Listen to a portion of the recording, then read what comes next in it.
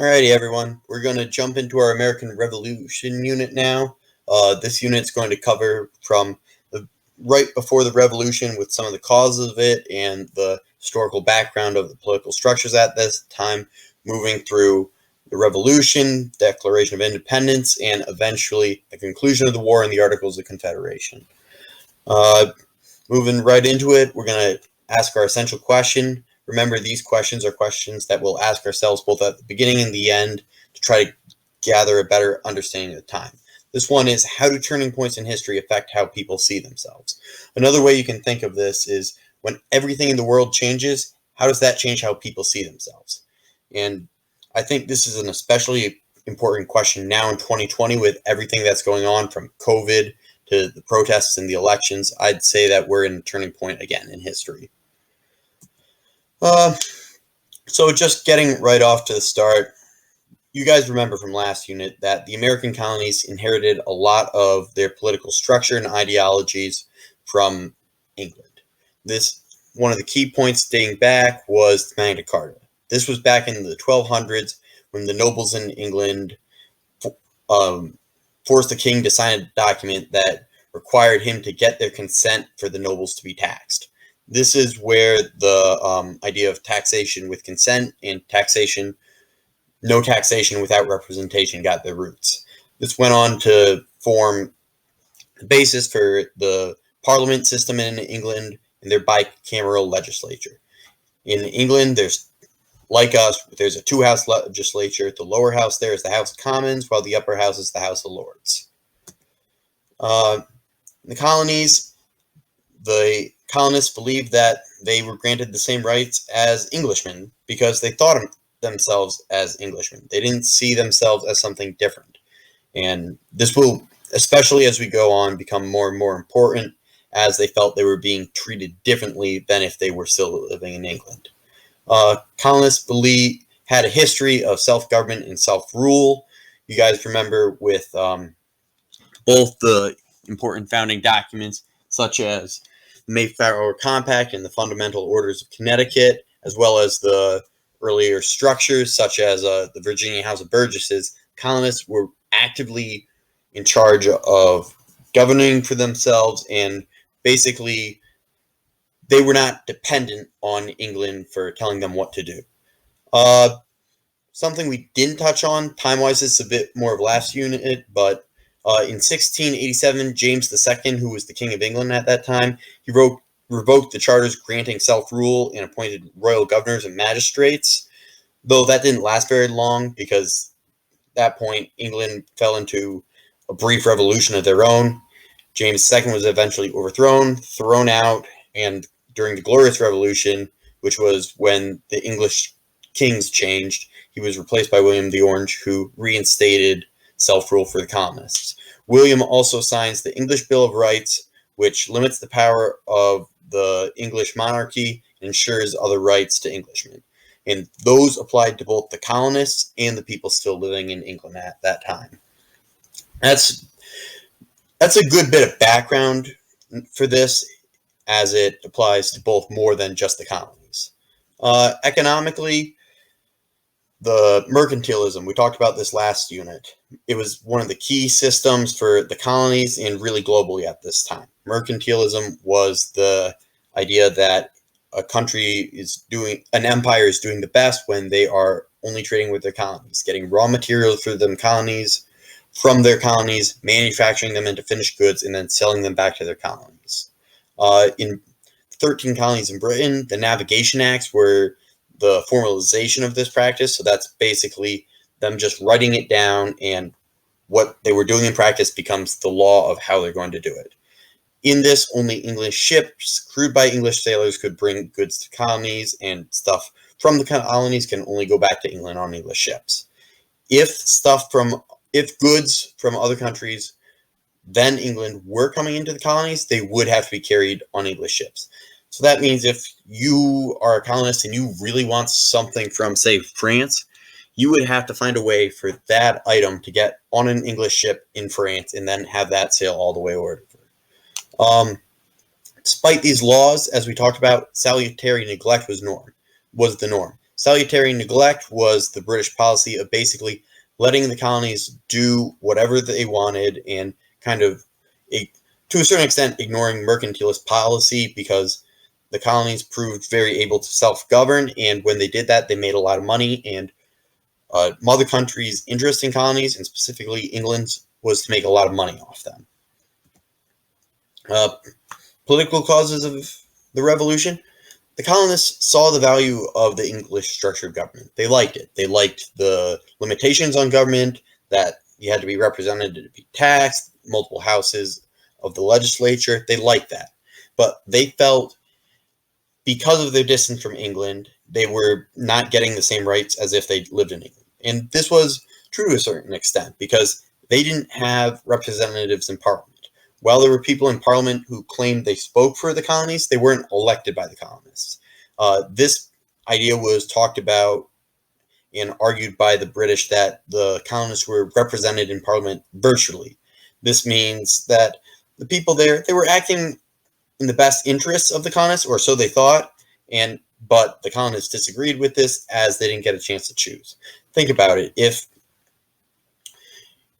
you, instead of electing officials, there was someone in Washington, D.C., they weren't from our area, they weren't from New York, but they said they were acting on our behalf and in our interests, would you feel like you're represented? And another point on this I skipped over, sorry, that's my fault here. In the early 1760s, the colonial legislatures increased in power. This coincided with the French and Indian War, so during that time, basically, the colonial governments became more organized than just basically regulating trade and making sure everything ran smoothly. They were raising militias, financing them. They were acting far more than as a formal government than just a colonial legislature normally would. So economically, the French and Indian War, which we were just talking about, it nearly doubles the British debt. And the British see the war as largely fought for the benefit of the colonists. And while this is the British perspective on it. The British themselves did definitely benefit from the French and Indian War, but you have to understand their perspective. So the British Prime Minister decides that it would be a good idea to impose new taxes on the colonists in an attempt to recoup some of this money that they lost during the war and lower that debt. So another attempt that he tries to do is he tries to reduce smuggling.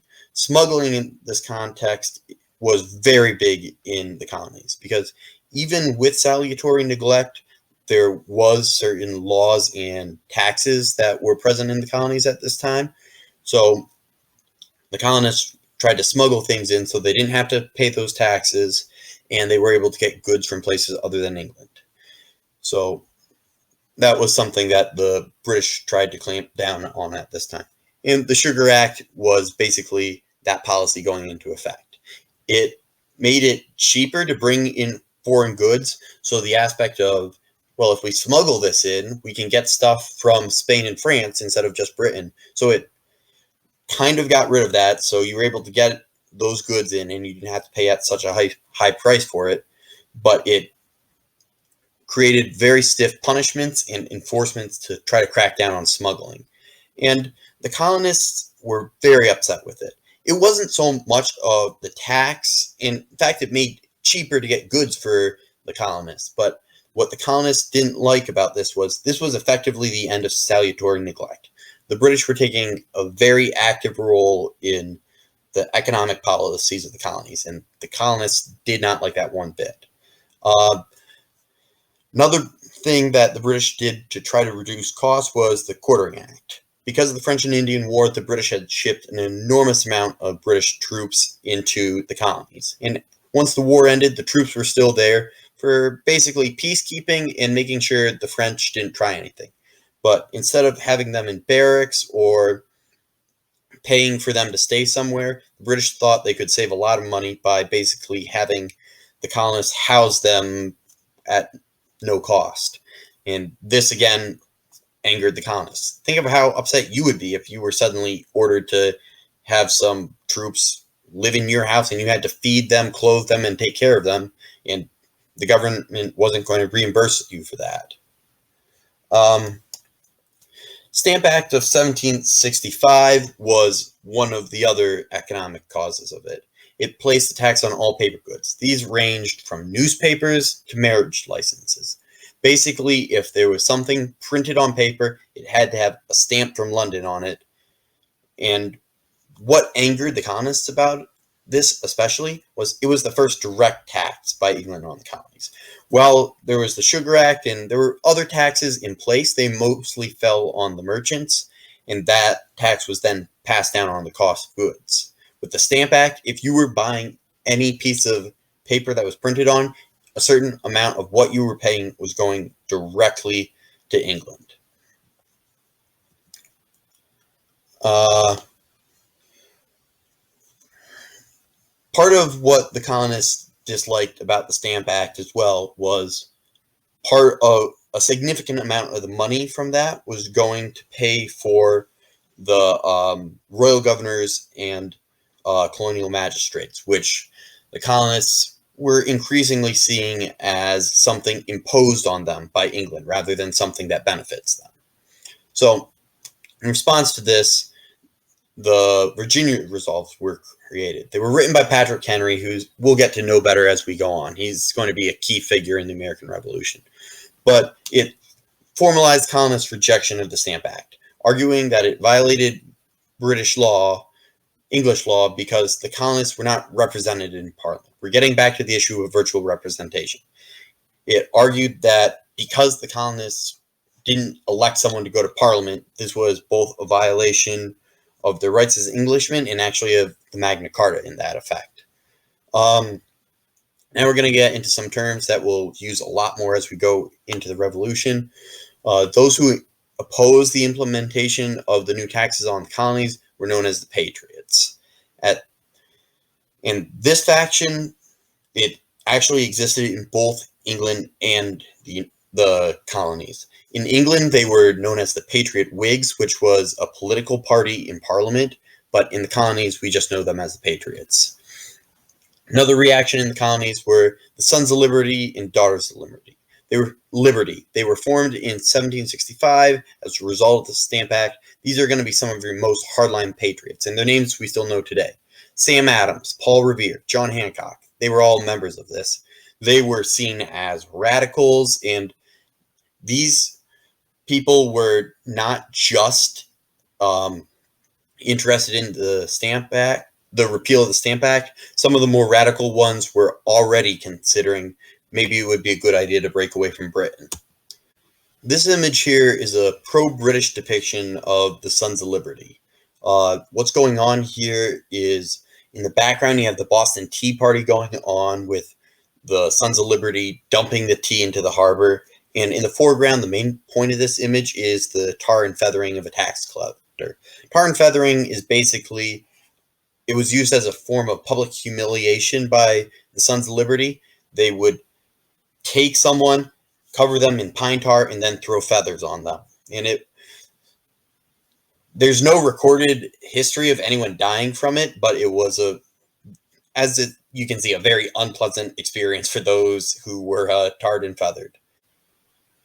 The Stamp Act was eventually repealed, but due to the high amount of debt that Britain had incurred during the French and Indian War, they had to put in new taxes to make up for the lost income.